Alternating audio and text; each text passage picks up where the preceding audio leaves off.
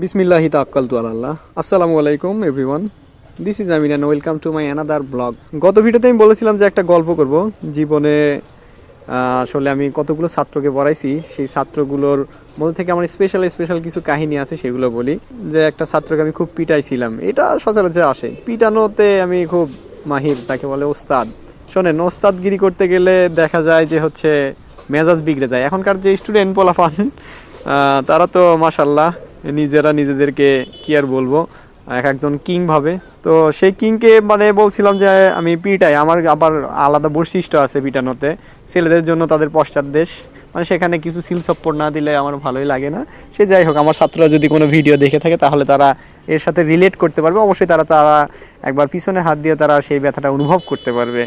সে যাই হোক, তো সেই ছেলেকে বললাম যে আমি পিটাবো। পিটানোর একটা সিস্টেম আছে, সেটা কি হচ্ছে ছেলেদের পিছনের অংশে মারি, যাতে সে দেখাইতে না পারে খুলে।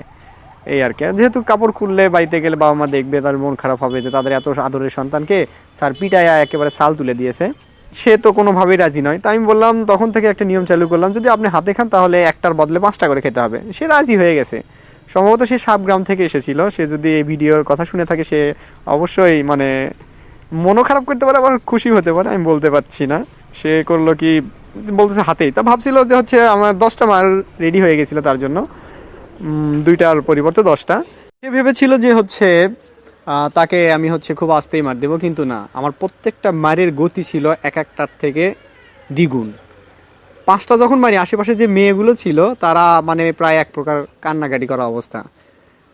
সে মার দেওয়ার পর আমার কিছুটা খারাপ লেগেছিল, কিন্তু আমি যে ওস্তাদের কাছে বা শিক্ষকের কাছে মানুষ হয়ে এসেছি বা পড়ে এসেছি, তিনিও আমাদেরকে একই শিক্ষা দিয়েছিলেন, কেউ যদি নিজের থেকে মায়ের খাইতে চায় তাকে দিয়ে দাও। তো আমার নিয়ম তার মতোই, আমি একটু রুড, কারণ নিয়মের ব্যতিক্রম করা যাবে না। আমার নিয়ম আমি নিজেই ভাঙতে পারবো না, এটা আমার ডায়লগ। প্রায় করোনা চলে আসলো, তারপরে সে আমাদের স্কুলে আর ছিলই না, পরে চলে গেছে। সেটা আমার মায়ের প্রভাবে হোক আর একটা অন্য কারণে হোক না কেন, সে যাই হোক, সে আর বলতে পারছি না, সে আর আসেনি। এটা ছিল আমার জীবনের একটা স্মরণীয় ছাত্রের সাথে ইতিহাস। সে ছাত্র অনেক বছর পরে, প্রায় 2-3 বছর পরে আমার সাথে যোগাযোগ করেছিল একটা রোজার ঈদে। আমি তখন আমার বন্ধুর বাড়িতে যাচ্ছিলাম, সেই সময় সে পরিচয় দিল। তখন আমি বললাম 2 বছর পরে এসএসসি পরীক্ষা, সে যে মনে রাখছে আমাকে, আমি এত খুশি হয়েছি তাতে, মানে বলার অপেক্ষা রাখে না। সে অনেকের নাম বললো, তাদের সাথে যারা পড়তো সবারই তারা কেমন আছে কি জিজ্ঞাসা করলো, এবং আমার বিশেষ করে আমার খোঁজ খবরটা নিয়েছিল খুব সুন্দর করে। আমি খুব অভিভূত, তার সাথে এখনও মাঝে মধ্যে কথা হয়। কিন্তু এই ভিডিও যদি তার কাছে যায়, সে যে লজ্জা পাবে কিনা বা খুশি হবে কিনা আমার জানা নাই। আপনারা যদি মানে আপনাদের সাথে কোনো কাহিনী ঘটে থাকে তাহলে আপনারা কমেন্ট বক্সে এটা লিখে ফেলতে পারেন।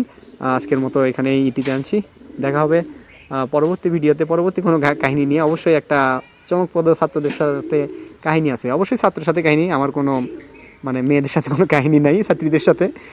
যাই হোক, এতদিন পর্যন্তই আজকে, আল্লাহ হাফেজ।